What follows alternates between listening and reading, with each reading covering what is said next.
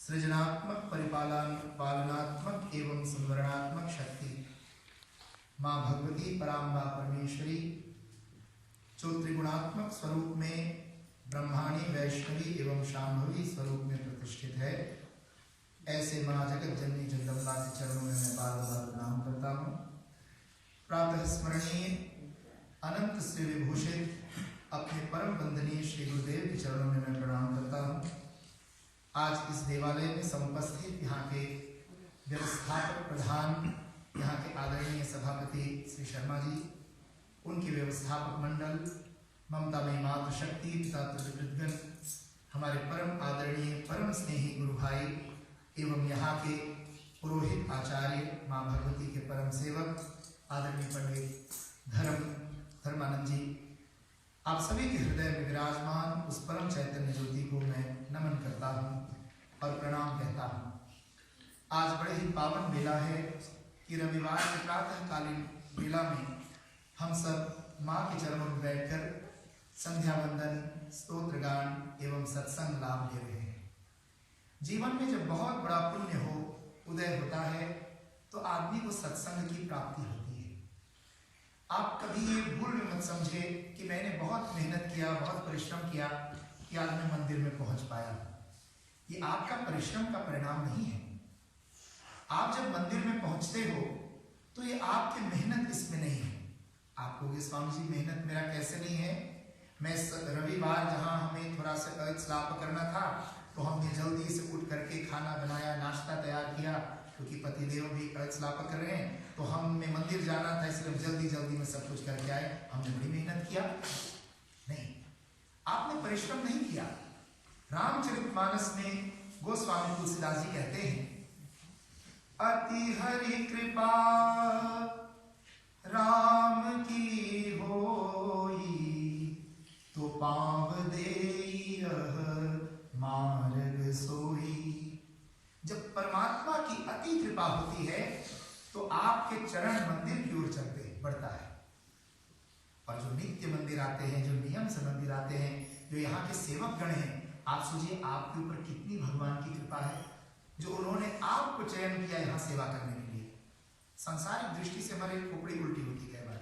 हम क्या सोचते हैं, मैं मंदिर में जाऊंगा तो सभापति को पता चलेगा, मैं कुर्सी नहीं लगाऊंगा तो उसको पता चलेगा, मैं वहां बर्तन नहीं धोऊंगा तो उसको पता चलेगा। किसी को कुछ पता नहीं चलता। याद रखो, ये भगवान का घर है। मंदिरों में मेरा तो ये अनुभव है कि एक व्यक्ति जब चला जाता तो दो आके और जुड़ जाते हैं। किसी के जाने न जाने से मंदिर का कार्य नहीं रुकता। ये भगवान का कार्य है और भगवान उनको स्वयं संभालते हैं। लेकिन हमारा अपना सोच ऐसा है। शास्त्र कहता है जब आप सत्संग में जाओगे तो आपको इस यथार्थ तथ्य का बोध होगा कि तुम अपने मेहनत के परिणाम से यहाँ मंदिर में नहीं आए। आपके ऊपर परमात्मा की बहुत बड़ी कृपा हुई और उस कृपा के प्रसाद रूप से तुम्हारे चरण प्रभु के सत्संग की ओर बढ़े। कहा भगवान की कृपा जब हो तो क्या होता है। भगवान की पहली कृपा, सहज कृपा में आपको क्या हुआ, मानव शरीर मिला। बड़े भाग मानुष तन पावा, सुर दुर्लभ सदग्रंथन गावा। कहा देवता भी तरसते हैं मानव शरीर के लिए। कहा स्वामी जी क्या उल्टी बात कह दी आपने। हम लोग तो सुनते हैं स्वर्ग में बड़ा सुख है, बड़ी सुविधा है, बड़ी शांति है, हम तो उल्टे स्वर्ग जाना चाहते हैं। और आप कह रहे हो, रामचरितमानस कह रहा है कि देवता जो है वो स्वयं धरती पे आना चाहते हैं, मानव शरीर धारण करना चाहते हैं। और कई कथाओं में हम देखते हैं इंद्र आदि देवता चुपके से कहीं ऋषि की कुटी में घुस जाते हैं, कहीं कहाँ चले जाते हैं। क्या कुछ अहिल्या माँ की कथा सब जानते हैं, ऋषिपुत्री की। तो देवता तरसते हैं मानव शरीर के लिए। क्यों? हमारी कोई गलत फहमी है कि हम स्वर्ग चले जाएं किसी प्रकार, लेकिन स्वर्ग में पहुंचने से क्या होगा, हमारा बैंक बैलेंस पुण्य का भर गया तो स्वर्ग मिला। स्वर्ग जब पहुंचे तो सारा पुण्य खर्चना शुरू किए। जैसे हॉलैंड में लोग महीना भर मेहनत कमाते, महीनों खूब मेहनत करेंगे, ओवर कमाएंगे। ओवर कमा के आप क्या कमाते हो, एक्स्ट्रा आवर कमा के बहुत पॉकेट तगड़ा हो जाता है। जब पटमोनी खूब बड़ा हो जाता है तो आप क्या करते हो, भाई अब चले रहे, इससे बड़ा काम कर लिया। पति को कहते चले स्पाइन घुमाते हैं, इंडिया घुमाते हैं। अब विदेशों में जब घूमने जाते हो तो वहां क्या करते हो भाई, अपना पैसा खर्चना शुरू कर देते हो, जो कुछ तुम कमाए थे उसको खर्चना शुरू करते हो। और रईस के प्रथम दिन सदैव अच्छा लगता है, पहले दिन कितना अच्छा लगता है, पेरिस जाते हो, खूब शॉपिंग करते हो, लेकिन धीरे धीरे जैसे पटमोनी पतला होने लगता है, क्रेडिट कार्ड भी कम होने लगता है, तो आपको लगता है अब जरा घर याद आने लगी। अब घर क्यों याद आने लगी भाई, क्योंकि जेब तगड़ा नहीं है, वहीं गिरा किसी का वॉलेट मिल जाए 10,000 यूरो तो कहते फटाक से 1 महीना और बढ़ा लेते हैं, तो पैसा आ गया। ऐसे सृष्टि का नियम है। तुम्हारा जब स्वर्ग की प्राप्ति होती अच्छे कर्मों को करके, तो स्वर्ग में जाने के बाद भगवत गीता के 9वें अध्याय के 20वें श्लोक में भगवान कहते हैं, त्रैविद्यामां सोमपापूत पापा स्वर्गैरिष्ट्वा स्वर्गतिं प्रार्थयन्ते ते पुण्यमासाद्य सुरेंद्रलोकम अश्नन्ति दिव्यान् दिविदेव भोगान्। आप अच्छे अच्छे कर्म करते हो, दान करते हो, पुण्य करते हो, यज्ञ करते हो, सत्संग करते हो, कहा इन सारे पुण्य कर्मों के परिणाम में तुम्हें स्वर्ग मिला। आप सोच रहे थे कि स्वर्ग में बड़ा सुख है, लेकिन शर्मा जी स्वर्ग पहुंचे तो देखा पंडित धर्मानंद बगल में कमरा उसको भी है। अब धर्मानंद के कमरा देखकर शर्मा जी को लगा, अच्छा ये पुजारी तो था, इसके मैं पहले पता होता तो मैं पुजारी बन जाता। इसको देखो यहाँ स्वर्ग में 3 मंजिला घर मिला है, एसी लगा हुआ सब कमरों में, और मुझे छोटी सी झोपड़ी मिली है, मिला तो स्वर्ग ही है लेकिन झोपड़ी मिली है। मैंने उतना सेवा नहीं कर पाया जितना पंडित जी ने किया था, काश मैंने कर लिया होता। अब स्वर्ग में पहुंचकर सुख तो बड़ी है, आनंद भी है, काम नहीं करना पड़ेगा, कल्प वृक्ष है, उसके नीचे खड़ा होकर कुछ भी मांगो खाने को मिल जाए, कुछ भी मांगो पीने को मिल जाए। लेकिन मन में वही ईर्ष्या जलन द्वेष बना रहा कि इसको कैसे बड़ा घर मिल गया, मुझे छोटा क्यों मिला। स्वर्ग में भी कोई पूर्ण रूप से सुख नहीं है, ये हमारी कल्पना है गलत व्यर्थ की कि स्वर्ग में बड़ा सुख होगा। शास्त्र क्या कहते हैं, सुख कहाँ है, शांति कहाँ है, स्वर्ग से परे, मतलब सुख शांति स्वर्ग में तो नहीं, तो कहाँ मिलेगा, कहा स्वर्ग से परे का एक लोक है जिसको अपवर्ग कहते हैं। अपवर्ग माने मोक्ष, अपवर्ग माने जिसके लिए भगवान गीता के 15वें अध्याय में कहते हैं, ते प्राप्त, जहां प्राप्त करके, जहां पर जा करके वापस आना नहीं होता है, वो लोक परमात्मा का है। जहां पर जाकर के अक्षय सुख और अक्षय आनंद की अनुभूति होती है, वो परमात्मा का ब्रह्मलोक है, और आत्मा का सही में वही निवास स्थान है। कबीरदास जी बड़े ठेठ भाषा में कहते हैं, दुल्हा मर गए मारो जर गए, रमैया की दुल्हन लूटे बाजार। अपनी भाषा में वो कहते हैं कि जब तक, क्या कहते हो, कबीरा खड़ा बाजार में लिए लुवाठी हाथ, जे घर फूंके आप ना चले हमारो साथ। वो कहते मेरे हाथ में आग है। लोग कहते कबीरदास जी आप सदैव आनंदित रहते हो, आपको तो हमने कभी दुखी नहीं देखा, आप सदा आनंद निजानंद में रहते हो, जरा हमको भी वो टेक्निक बता दो। कबीर कहते बताऊंगा जरूर, लेकिन इसके लिए एक फोरवार्ड है, एक शर्त है। क्या शर्त है भाई, उस अक्षय आनंद की प्राप्ति के लिए शर्त क्या है। कबीर कहता है भीड़ बाजार में, भीड़ बाजार माने ये दुनिया को भीड़ बाजार कहा। कबीरा खड़ा बाजार में लिए लुकारा हाथ, लुकारा माने सुरनाम में फ्राम्बो कहते हैं, भारत में उसको कहते हैं जब कभी आग जलाते हैं बोतल में वो डाल के मिट्टी का तेल, फ्राम्बो बोलते हैं। तो उस फ्राम्बो को लेकर कबीर कहता है, ये घर फूंके आप ना चले हमारे साथ। क्या तुम्हारे में इतना हिम्मत है अपनी दुनिया में आग लगाने की। दुनिया में आग लगाना माने आदमी भगवान के चरणों में जाकर, इसलिए आपसे ईमानदारी से पूछा, मां के चरणों में क्यों आए आज, प्रार्थना में कुछ मांगते हो या ना मांगते, जरूर क्या कहते हो, हे मां मुझे सुख शांति दे दो, मुझे शांति और आनंद दे दो। ये नहीं कहते महंगा गाड़ी दे दो, महंगा घर दे दो, तो पहले से दे रखा है। उस घर गाड़ी से भी तुम्हें सुख नहीं, तो क्या कहते, हे मां सब कुछ मिल गया, अब सुख और शांति दे दो। लेकिन वो सुख और शांति कैसे मिलेगी। जिस सुख और शांति की हम खोज करते हो कहां से मिलेगी। कहा दुनिया की सुविधाएं तुम्हें सुख तो दे सकती है, अच्छे बेड तुम्हें मिल गया, क्या कोई बेड की दुकान में आप जाते हो, वो कहता है ये सिएरा मैट्रेस है, और क्या दुकान में लिखा रहता है इस बेड के साथ नींद free, by one get one free. क्या मैकडॉनल्ड जाते हो आप या KFC में, कहता है बाय वन पटान गेट योर भूख फ्री। आपको भूख फ्री में तो नहीं मिलता, नींद फ्री में नहीं मिलता। दुनिया का कोई गारंटी नहीं कि महंगे से महंगे बेड आप ले आए, बढ़िया से बढ़िया भोजन ले आए, लेकिन वो भोजन आपको भूख दे दे या वो बेड आपको नींद दे दे, सुख शांति दे दे, ये कोई गारंटी नहीं है। कहाँ गारंटी कहाँ है फिर? ये घर, मकान, गाड़ी, ये जितने भी हमारे पास ये सुविधा है, इसको फैसिलिटी बोलते हैं, फैसिलिटीज हैं। ये फैसिलिटीज हमें सुख तब देंगे जब हम अंतर आत्मा से जागृत होंगे। अंतर आत्मा से जागृति कैसे आएगी?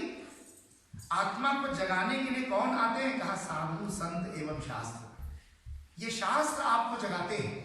शास्त्र क्या कहते हैं कि सुख आपको तभी यथार्थ मिलेगा, शांति और आनंद यथार्थ तभी मिलेगा जब उस आनंद के स्रोत से आप जुड़ोगे, परमात्मा से आप जुड़ोगे। कहा वो आनंद के स्रोत कैसा है? कौन बताएगा हमें आनंद का स्रोत कैसा है? कहा आनंद के स्रोत क्या स्वरूप क्या है, ये तो आपको सत्संग में सुनने को मिलेगा।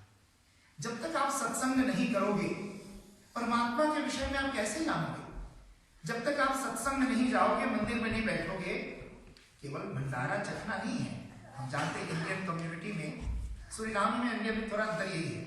हमारे सूरीनामी कम्युनिटी, मैं भी सूरीनाम से हूँ, सूरीनामी कम्युनिटी कथा सुनने में ज्यादा रुचि रखते हैं।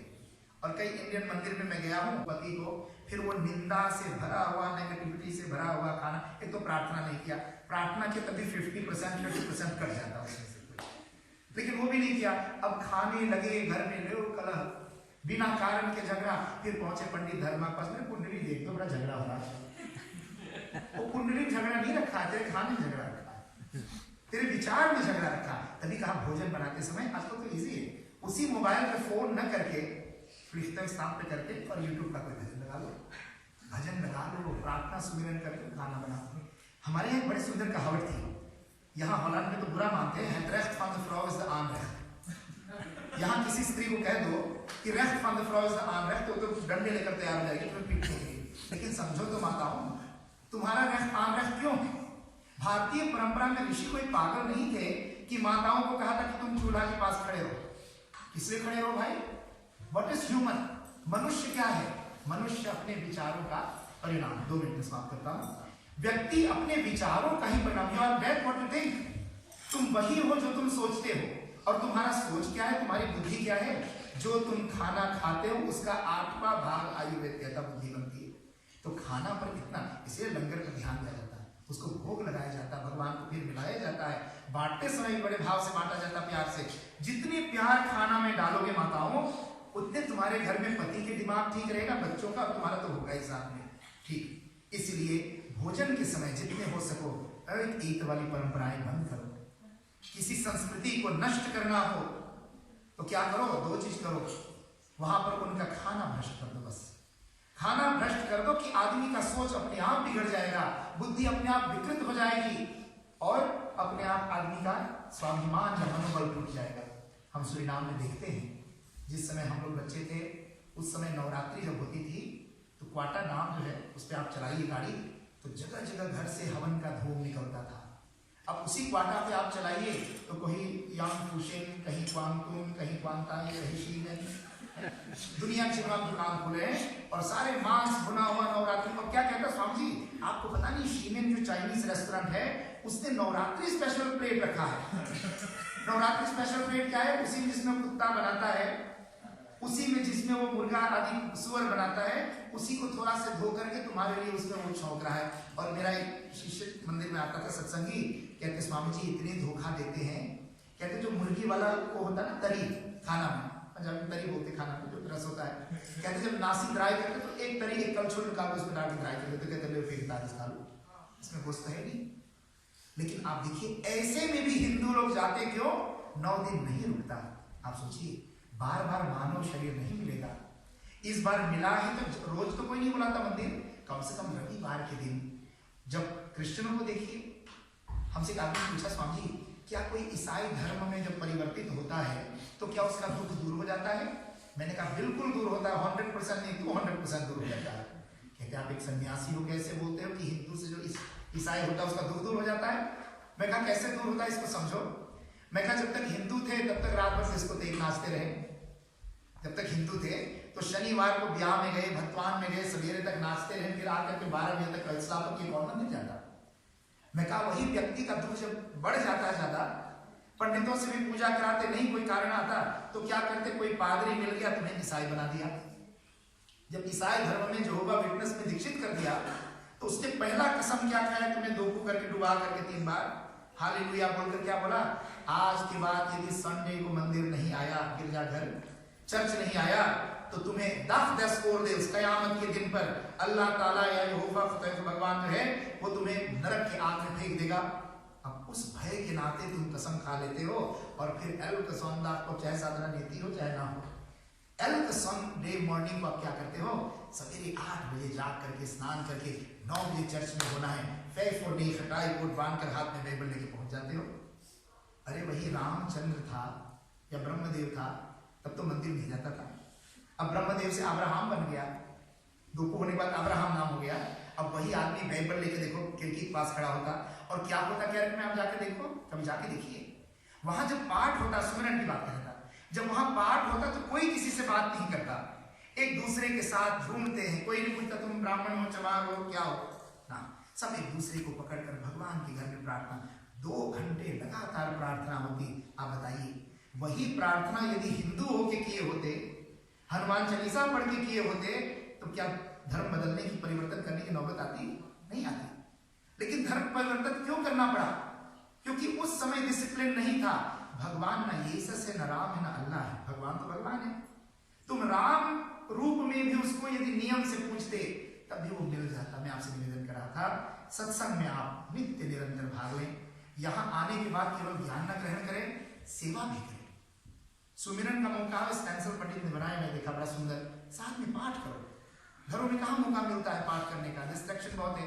और सेवा भी जब पीछे भोजन करने जाते हो तो ये ना बोलो कि ये सभापति का काम है, टॉयलेट गंदा है तो किसी का काम, अपने आप किसी से मांग लो, टॉयलेट रोल मांग लो, कुछ मांग लो, भाई लोग हैं कुछ सफाई कर लो, अपनी तरफ से इच्छा से कुछ सेवा का प्रकल्प ले लो तो आपका जीवन धन्य हो जाएगा। इन 3 को करने से क्या होगा? सेवा करने से शरीर की शुद्धि, सुमिरन करने से मन की शुद्धि और स्वाध्याय करने से बुद्धि की शुद्धि। और जब तीनों दीवार तुम्हारे शुद्ध हो गए तो आत्म ज्योति को शुद्ध करने की जरूरत है नहीं, वो तो अपने आप प्रकाश देगा। इन शीशाओं में यदि गंदगी का कालीमा लगा दे, करखा लगा दे तो वही प्रकाश तो बाहर है लेकिन अंदर नहीं आएगा। उसी को साफ कर दे तो उतना प्रकाश अंदर आना शुरू हो जाएगा। आत्म ज्योति रोज जल रही है लेकिन उसका प्रकाश दिख क्यों नहीं रहा है? हम मूर्ख के मूर्ख क्यों बने रहे, मन से दुखी क्यों बने रहे, शरीर से रोगी क्यों बने रहे? ये रोग, दुख और अज्ञान ये क्यों बना रहा? क्योंकि हमने तीनों दीवारों को साफ नहीं किया। तो आज इन्हीं शब्दों के साथ मैं अपनी वाणी को विराम देना चाहूंगा। सर्वे भवन्तु सुखिनः, सर्वे सन्तु निरामयाः, सर्वे भद्राणि पश्यन्तु, मा कश्चित् दुःखभाग् भवेत्। ओम शांति शांति शांति। हम जानते हैं इंडियन कम्युनिटी में, सूरीनामी में इंडिया में थोड़ा अंतर यही है। हमारे सूरीनामी कम्युनिटी, मैं भी सूरीनाम से हूँ, सूरीनामी कम्युनिटी कथा सुनने में ज्यादा रुचि रखते हैं। और कई इंडियन मंदिर में मैं गया हूँ तो वहां आते लोग दक्षिणा चढ़ाते, नाक रगड़ते, ऊपर सीधे भंडार खाने चले जाते हैं। क्या यहाँ पीछे चले जाएंगे कि भाई लंगर छको, पंजाबी में कहते हैं लंगर छको, तो तुसी लंगर छकने चले जाते हो। अच्छा, लंगर तो घर पे भी छक सकते हो, 12 बजे जो खाना पकाते हो, लेकिन यहाँ परमात्मा को भोग लगता है, प्रसाद रूप में खाते हो। सामूहिक हमारे गुरुओं ने क्या चलाया था? संगत और पंगत। अब संगत रह जाती है, पंगत केवल रह गया कई लोगों के लिए। लेकिन आप तो बड़े सौभाग्यशाली हो कि सत्संग भी करते हो, संगत भी करते हो और पंगत में भी भाग लेते हो। रामानंदाचार्य ने कहा था, जाति पाति पूछे नहीं कोई, हरि के भजे सुहरि की होई। जो परमात्मा के भजन करेगा परमात्मा का होगा। हम ना किसी की जाति पूछेंगे ना पाति पूछेंगे। इसलिए सिख संप्रदाय में आप देखोगे कि वहां 2 चीज प्रधान है, सत्संग और, वैसे 3 चीज है, सत्संग, सेवा और सुमिरन। सुमिरन से क्या होगा?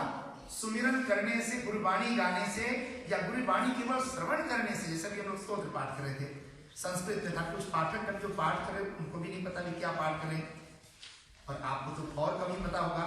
लेकिन आप पाठ को जब श्रवण करते हो तो परमात्मा का सुमिरन बनता है। वो सुमिरन क्या शुद्ध करता है? तुम्हारा हृदय।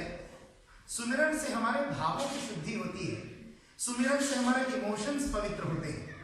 कहा फिर सत्संग से स्वाध्याय, सत्संग माने स्वाध्याय, स्वाध्याय से क्या होगा?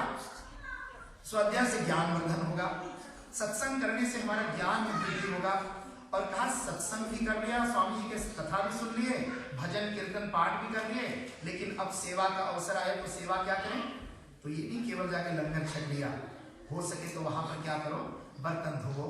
स्वामी जी आपका दिमाग खराब है, मैं इतना बढ़िया नेल पॉलिश लगा के आया हूँ, क्या मेकअप लगा के आया हूँ, मेहंदी हाथ करके रच के आया हूँ, मैं यहाँ बर्तन धोने जाऊंगा मंदिर में? ऐसा हो सकता सोच आ जाए दिमाग में। तो हम कई लोगों को कहते हैं कि भारत में जाकर के गुरुद्वारा में सीखो, वहां जूता घर अलग होता है। एक बार हम कुछ हॉलैंड के लोग ले गए, उनका जूता बरसात का मौसम था, चंदा हो गया था सारा, और वो जब अंदर जूता दे दिए, हम लोग गुरुद्वारा दर्शन करके गुरबानी सुनकर आए, जब उसको वापस जूता देने लगे, कहते मेरा जूता है नहीं। वो कहते साहब नंबर तो यही था जूता का। उसकी पत्नी कहते ठीक से देखो तुम्हारा ये जूता है, इसमें चेंटा लग गया तो साफ कर दो। वहां जूता सफाई की परंपरा, और उसका नाम है जूता मंदिर। और वहां कोई ह्यूर और रेंट पे नहीं लाते लोगों को सिख संप्रदाय में। वहां जो हमारे सिखनी माताएं होती है, वे माताएं जा करके, और कोई लप्पू झप्पू नहीं होते, करोड़पतियों की पत्नी होती है, अरबपतियों की पत्नियां होती है, उनके घर के बहुएं होती हैं, वे जूता घर में लोगों के जूता साफ करते। क्यों? सत्संग में ये बताया गया क्या कि सेवा प्रधान है। सेवा ही तो भक्ति है। भक्ति माने ये हारमोनियम ढोल बजाना नहीं, ये तो एक प्रकार की भक्ति है। लेकिन यथार्थ भक्ति क्या है? संस्कृत भाषा में भक्ति शब्द कैसे निष्पन्न होता है? भज सेवायाम में कतिन प्रत्यय लगा तो भक्ति बन गया। भज सेवायाम माने सेवा करना। परमात्मा का किसी प्रकार से तुम सेवा करो। पंडित जी पूजा से सेवा करते हैं, भजनी लोग भजन से सेवा करते हैं, आप माताएं कुछ किचन में सफाई से सेवा करो। मतलब सेवा, सुमिरन और स्वाध्याय। स्वाध्याय, सेवा और सुमिरन, इन तीन से क्या होगा? सेवा से हमारे हाथ कर्म पवित्र होंगे, सुमिरन से हमारे मन की भाव की पवित्रता आएगी, और स्वाध्याय से हमारी बुद्धि की शुद्धि आएगी। तो आप सत्संग में जो बैठते हो तो आपको यही समझाया जाता है कि परमात्मा का स्वरूप क्या है। परमात्मा ने तुम्हारे ऊपर कृपा की कि तुम्हें मानव शरीर मिल गया। जिस शरीर को पाने के लिए देवता तरसते हैं, कहते स्वामी जी कृपा करके शरीर मिल गया, लेकिन कितने मानव शरीर है जो बाहर ऐसे घूम रहे हैं, अभी मंदिर जाने का अवसर नहीं आया। कहा कृपा तो है लेकिन फुल कृपा नहीं है। कृपा भी स्टेज है। आप कहते फ्रूट फ्रूट फ्रूट्स, मोई मोयर मोइस, गुड बेटर बेस्ट बोलते ना, तो गुड भी है, बेटर भी है, बेस्ट भी है। जब गुड हुआ तो मानव का शरीर मिल गया, कहा बेटर हुआ तो क्या हुआ? मनुष्य शरीर पा करके परमात्मा की और कृपा हो जाती है। क्या कृपा होती है? मिलत कृपा प्रभु तुम पर करही, उर अपराधना एक उधर ही। कहा भगवान की यथार्थ कृपा हो जाए तो प्रभु तुम्हें मिलते ही किसी ना किसी रूप में। आप भजन में गाते ना, बड़े प्यार से मिलना सबसे दुनिया में इंसान रे, ना जाने किस वेश में बाबा मिलता है भगवान। प्रभु किस रूप में तुम्हें मिल गए पता नहीं।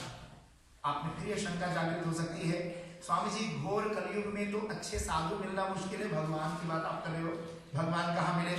तो परमात्मा न मिले तो ये मत समझना कि प्रभु कृपा नहीं। कहा प्रभु कृपा का एक और बफेस्टिंग, यानी कि एक और सर्टिफिकेट क्या है?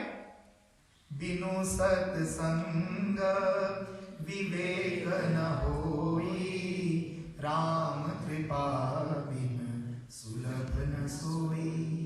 जब परमात्मा की कृपा होती है तो सत्संग मिलता है। कहा सत्संग में बैठने से क्या हुआ? आप जीवन में खोज रहे थे सत्य क्या है, संत क्या है, साधु क्या है, सत्संग क्या है, ज्ञान क्या है, और सत्संग में बैठे तो सत्संग में कोई महापुरुष मिल गया। पता लगा भारत से कोई बहुत सिद्ध महापुरुष आए हैं, या इंडिया से बहुत बड़े तपस्वी आए हैं, और उनके सत्संग ना सत्संग जाते ना उनका दर्शन होता। जब दर्शन करने लगे तो निश्चित किया कि नहीं, हम तो इन स्वामी जी से या इन गुरु जी से और ज्ञान ग्रहण करेंगे। तुलसीदास जी ने और लिखा, राम कृपा नासई सब रोगा, जो एहि भांति बने संजोगा। राम की कृपा होती है तो एक संयोग बनता है। संयोग माने मिलन। किसका मिलन होता है? सद्गुरु वैद्य वचन विश्वासा, संयम यह न विषय के आशा। आपको जीवन में सद्गुरु मिलता है। कहा सद्गुरु मिले तो क्या हो? सद्गुरु मिले जाहि जिनि संशय भ्रम समुदाय। सद्गुरु मिलता है तो संशय भ्रम और जो संशय और भ्रम, ट्वेफल्स, डाउट्स के साथ जितने भी और दुर्गुण हैं उन सब का उन्मूलन कर देता है कौन? सद्गुरु का निर्मल ज्ञान। इसलिए सद्गुरु के शरण में आप जब जाते हो, ज्ञानी जनों के शरण में जाते हो, मंदिर में आप नित्य नियम बनाते हो आने के लिए, सत्संग करने के लिए, तो परमात्मा की बड़ी कृपा, एक तो आपकी कृपा हुई जो आपने अपने ऊपर करके मेहनत करके यहाँ आए, आप ये सोचते हो, लेकिन शास्त्र कहता भगवान ने कृपा की तो आप यहाँ पहुंच पाए। और यहाँ पहुंचने के बाद मंदिर आए हो तो 3 चीज जरूर याद रखो। क्या? सेवा, सुमिरन और स्वाध्याय। ये ना कहो कि भाई स्वामी जी कथा करने लगे अब उठ के भागो पीछे चलो कोला पी लेते हैं ना। कोला पीने के लिए दिन भर पड़ा है, ठीक है ना? दिन भर 1 नहीं 2 बोतल पी लो, हमारी तरफ से पी लोगी। लेकिन जितना समय सत्संग मिले तो सत्संग में शांति से बैठो, शांति पूर्वक बैठ करके और कथा को श्रवण करो। उससे क्या होगा? बुद्धि की शुद्धि। कहा दूसरा, जब कीर्तन भजन होता हो तो कई बार लोगों की आदत होती है कीर्तन हो रहा थोड़ा व्हाट्सएप चेक कर लो। नहीं, कीर्तन जिस समय होता हो, सामूहिक प्रार्थना होती है तो आप भी अपने ताल को उसमें जोड़ दीजिए, क्योंकि सामूहिक प्रार्थना का वाइब्रेशन आकाश मंडल में कहा जाता है। इसका नाम है अक्षर। अक्षर माने न क्षरति इति अक्षर, जो कभी समाप्त न हो। ये जो हम कुछ बोलते हैं ना, कभी नहीं समाप्त होता। वैज्ञानिकों ने यहां तक कहा कि जो ओरिजिनल भगवत गीता भगवान श्री कृष्ण ने अर्जुन को सुनाया, एक दिन आएगा कि हम उसको इसी आकाश मंडल से अपने अंदर से कैच कर सकेंगे। क्योंकि आप देखिए, यदि वाणी नश्वर होता, इसका नाम अक्षर ऐसे ऋषियों ने नहीं रखा। अक्षर माने क्या? क्षर माने मर जाना, क्षरति इति अक्षर। और न क्षरति माने जो कभी न मरे। जो कुछ आप बोलते हो कभी मरता नहीं। याद रखो, किसी को गाली देते हो ना माँ बहन की, आप लोग तो नहीं देते हो, आप सज्जन लोग हैं, लेकिन जो किसी को गाली देता है वो गाली कहीं जाता नहीं है, वो वापस जाके what goes around comes around, वो तुम्हारे ऊपर वापस बनकर आता है। गीता का सिद्धांत है यस्मान्नो द्विजते लोको लोकान्नो द्विजते चयः। तुम बहुत अपसेट फील कर रहे हो तो don't worry, you are upset because somebody is upset because of you. Gita का सिद्धांत क्या है? तुम दुखी इसलिए हो क्योंकि तुम्हारे नाते दूसरा कोई दुखी है। यदि तुम दुखी हो, अपसेट हो, इसका मतलब तुम्हारे नाते कोई दूसरा अपसेट है। अपने आप में निरीक्षण खोजो। जो जाता है वापस आता है। अक्षर माने जो कभी समाप्त ना हो, न क्षरति इति अक्षर, जो कभी समाप्त ना हो। इसलिए जितना हो सके मंत्र बोलिए, जितना हो सके जाप कीजिए। वे मंत्र, वे माला, वे जप, वे प्रार्थना, वे भजन, वे कीर्तन, वे आपको ही आकर के फिर से सुरक्षा करेगा। इसलिए उसको क्या कहते हैं? सुमिरन। सुमिरन ते मन लाइए जो पानी गागर बनिहार। कैसे ध्यान करना है? भारत में देखते हैं जब वृंदावन आदि में तो माताएं एक क्रय रखेंगे, उस पर फिर एक क्रय और रख लेंगे, उस पर फिर 2-3 क्रय और रख लेंगे, 5 क्रय रख करके ऊबड़ खाबड़ जमीन पे मटकते हुए देखे, फिर भी एक बूंद पानी नहीं चलता। क्यों भाई? सखियों से बातें कर रही कन्हैया की, गोपी की, और कान्हा की बात करते हुए लेकिन जा रहे हैं, एक बूंद पानी नहीं छलक रहा है। कबीर दास जी ने देखा, कहते कैसे ध्यान करो, जीवन में ध्यान क्या करो? दिन भर कमरा में बंद करके माला जपो ना, तेरे मन में राम, तन में राम, रोम रोम में राम रे, राम सुमिर ले, ध्यान लगा ले, छोड़ जगत के काम। तो जगत के काम को भगवान आगे करेंगे, तो जगत के काम तो आपको ही करना है। भगवान कहते जगत के काम करते हुए, कर नरत रहते हुए प्रतिपल तुम्हारा ध्यान। काम करते हुए, जैसे वो गागर पे ध्यान था लेकिन काम चल रहा था। बर्तन धो रहे हो, भजन लगा लो, बर्तन धोते रहो, भजन में ध्यान लगाते रहो, मन इधर उधर नहीं भागेगा। और बर्तन धोते समय भजन नहीं आया, किसी का फोन लगा है कान में, ऐसे भजन लगा रहे प्लेट, तो प्लेट में पता नहीं कौन कौन से वाइब्रेशन घुस रहा है। माताएं आपको लिए विशेष करके रहा है, पुरुष भी हैं खाना बनाते जो अपने देवियों के नाते खाना बनाना पड़ता, तो क्या है ऐसे लगा के फोन और खाना बना रहे, निंदा कर रहे, निंदा चली, निंदा चली। निंदा जब चली तो शास्त्र कहता है कि खाना में तुम्हारे निंदा का वाइब्रेशन जाता है। अब वो खाना यदि तुम परोसते हो किसको? अपने बच्चों को। ऐसा है कहा आनंद के स्रोत क्या स्वरूप क्या है, ये तो आपको सत्संग में सुनने को मिलेगा। जब तक आप सत्संग नहीं करोगे, परमात्मा के विषय में आप कैसे जानोगे? जब तक आप सत्संग नहीं जाओगे, मंदिर में नहीं बैठोगे, केवल भंडारा चखना नहीं है। हम जानते हैं इंडियन कम्युनिटी में, सुरिनामी में, इंडिया में थोड़ा अंतर ये है। हमारे सुरिनामी कम्युनिटी, मैं सुरिनाम से हूँ, सुरिनामी कम्युनिटी कथा सुनने में ज्यादा रुचि रखते हैं। और कई इंडियन मंदिर में मैं गया हूँ तो वहां आते लोग दक्षिणा चढ़ाते, नाक रगड़ते, ऊपर सीधे भंडार खाने चले जाते या यहाँ पीछे चले जाएंगे कि भाई लंगर छको। पंजाबी विच कहते हैं लंगर छको, तो तुसी लंगर छकने चले जाते हो। अच्छा, लंगर तो घर में भी छक सकते हो, 12 बजे जो खाना पकाते हो, लेकिन यहाँ परमात्मा को भोग लगता है, प्रसाद रूप में खाते हो। सामूहिक हमारे गुरुओं ने क्या चलाया था? संगत और पंगत। अब संगत रह जाती है, पंगत केवल रह गया कई लोगों के लिए। लेकिन आप तो बड़े सौभाग्यशाली हो कि सत्संग भी करते हो, संगत भी करते हो और पंगत में भी भाग लेते हो। रामानंदाचार्य ने कहा था, जाति पाति पूछे नहीं कोई, हरि के भजे सुहरि की होई। जो परमात्मा के भजन करेगा परमात्मा का होगा। हम ना किसी की जाति पूछेंगे ना पाति पूछेंगे। इसलिए सिख संप्रदाय में आप देखोगे कि वहां 2 चीज प्रधान है, सत्संग और, वैसे 3 चीज है, सत्संग, सेवा और सुमिरन। सुमिरन से क्या होगा? सुमिरन करने से, गुरुवाणी गाने से या गुरुवाणी केवल श्रवण करने से, जैसे कि हम लोग स्तोत्र पाठ कर रहे थे, संस्कृत में था, कुछ पाठक जो पाठ कर रहे उनको भी नहीं पता नहीं क्या पाठ करें, और आपको तो और कम ही पता होगा। लेकिन आप पाठ को जब श्रवण करते हो तो परमात्मा का सुमिरन बनता है। वो सुमिरन क्या शुद्ध करता है? तुम्हारा हृदय। सुमिरन से हमारे भावों की शुद्धि होती है, सुमिरन से हमारे इमोशंस पवित्र होते हैं। कहा फिर सत्संग से स्वाध्याय, सत्संग में स्वाध्याय, स्वाध्याय से क्या होगा? स्वाध्याय से ज्ञान वर्धन होगा, सत्संग करने से हमारा ज्ञान में वृद्धि होगा। और कहा सत्संग भी कर लिया, स्वामी जी के कथा भी सुन लिए, भजन कीर्तन पाठ भी कर लिए, लेकिन अब सेवा का अवसर आया तो सेवा क्या करें? तो ये नहीं केवल जाके लंगर छक लिया, हो सके तो वहां पर क्या करो? बर्तन धो। स्वामी जी आपका दिमाग खराब है, मैं इतना बढ़िया नेल पॉलिश लगा के आया हूँ, क्या मेकअप लगा के आया हूँ, मेहंदी हाथ करके रच के आया हूँ, मैं यहाँ बर्तन धोने जाऊंगा मंदिर में? ऐसा हो सकता सोच आ जाए दिमाग में। तो हम कई लोगों को कहते हैं कि भारत में जाकर के गुरुद्वारा में सीखो, वहां जूता घर अलग होता है। एक बार हम कुछ वॉलंटियर लोग ले गए, उनका जूता, बरसात का मौसम था, चहटा हो गया था सारा, और वो जब अंदर जूता दे दिए, हम लोग गुरुद्वारा दर्शन करके गुरबानी सुनकर आए, जब उसको वापस जूता देने लगे, कहते मेरा जूता है नहीं। वो कहते साहब नंबर तो यही था जूता का। तो उसकी पत्नी कहते ठीक से देखो तुम्हारा ये जूता है, इसमें चहटा लग गया तो साफ कर दो। वहां जूता सफाई की परंपरा, और उसका नाम है जूता मंदिर। और वहां कोई ह्यूर और रेंट पे नहीं लाते लोगों को सिख समुदाय में।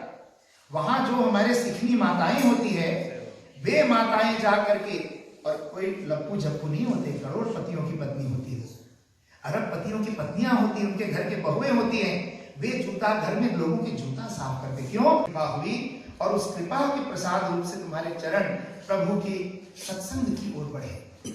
कहा भगवान की कृपा जब हो तो क्या होता है? भगवान की पहली कृपा, सहज कृपा में आपको क्या हुआ?